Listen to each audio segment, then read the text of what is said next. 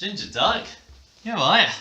You look a little deflated. Whee! Life sucks. I haven't been put on a youth quarantine or children's video for over a month. My celebrity status is falling and I'm getting bored. Everything else has gone wrong.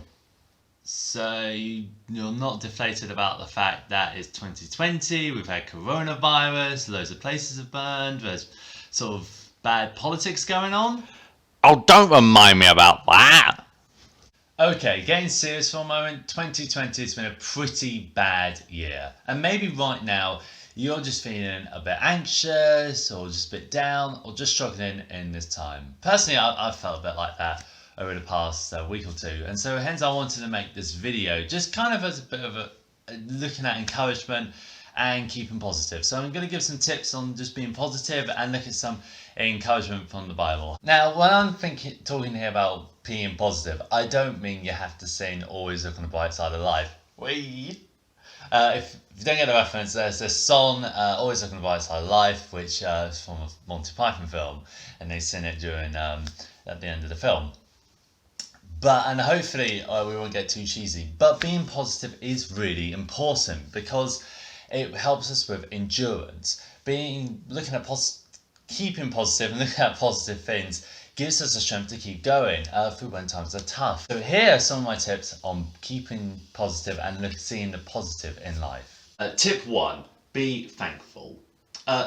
We can always just focus on the negative things of life and forget that there's so much to be thankful for. For example, there's so much we can do now that months back we couldn't do. There's still the thankful stuff that we have, stuff like Zoom, to be able to still keep in communication with people. Always be thankful for those things because that's the stuff that encourages us and reminds us that there are good things in the world.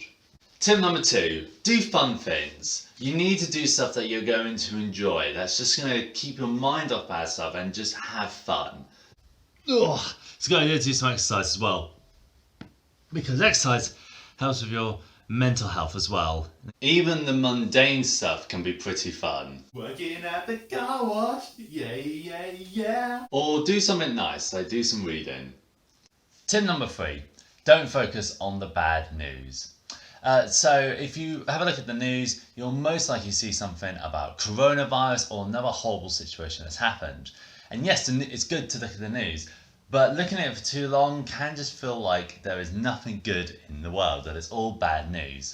Or have you had that situation where someone, maybe someone you know, has sort of said about how coronavirus is going to continue way into next year, or how Christmas is cancelled?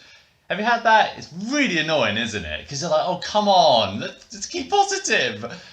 But there is, of course, a need to be realistic about the situation. But we can take it quite pessimistically. And so what we need to do is maybe when we're looking at the news, only look at it once a day or whenever you need to, and just look at it to get the updates.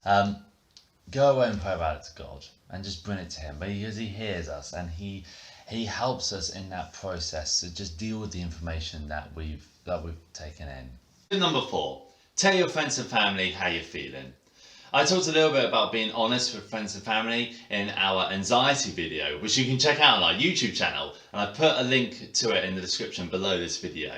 So I won't go over it too much, but just to say, also spend time with friends and family. It's great when you spend time with friends and family, having a laugh, doing fun things, and that time with them will help distract you away from all the bad news and create a positive atmosphere.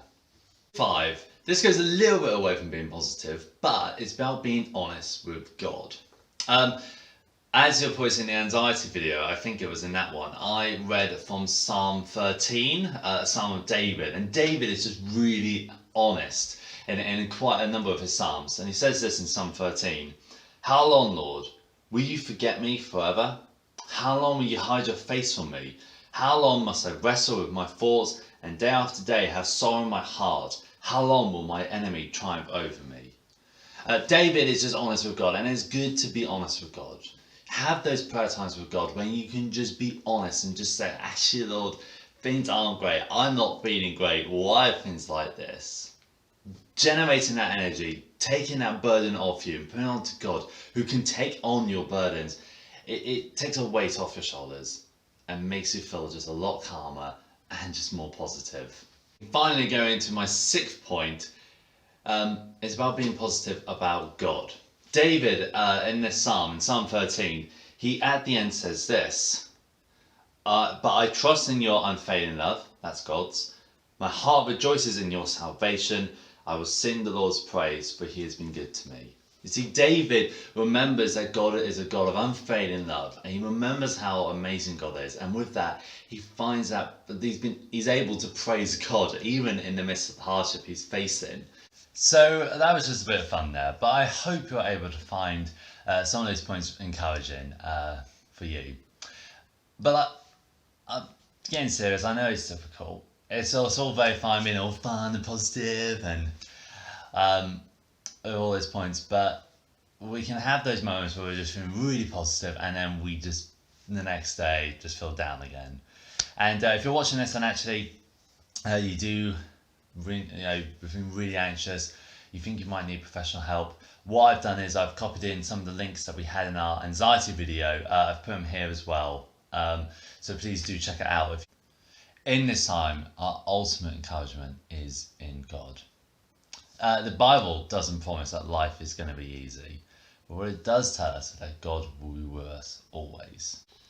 Coming back to David again, because he's such a great figure, he says this in Psalm 27 verse 4. One thing I ask from the Lord, this only do I seek, that I may dwell in the house of the Lord all the days of my life. For David, the one thing he wants is to just be with God. It comes back to that 6th point that I mentioned, that I said, about just knowing the God who loves us so much that he gave up his life for us. The God who is our good shepherd, whom we can find refuge in. Those last 2 lines are from Psalms that David wrote. When we know that is such an encouragement to just dwell and know the Lord who loves us, and that encouragement is what we need through this time, and to know that God is with us. For the prayer activity today, because I'm pretty lazy, I'm going to encourage you to do 2 things. One, it's an either or. Say your own prayer, just take some time with God, just be honest with him about how you're feeling right now, or go read one of the Psalms and make it I sometimes just read a psalm as a prayer, but sometimes you might want to take a psalm and just make it your own prayer. Just add in your own words, or just take out a line from it. Maybe check out Psalm 13 or Psalm 27, which are the 2 I've mentioned here. There's loads of other great psalms to read from. Just take that time with God to be encouraged.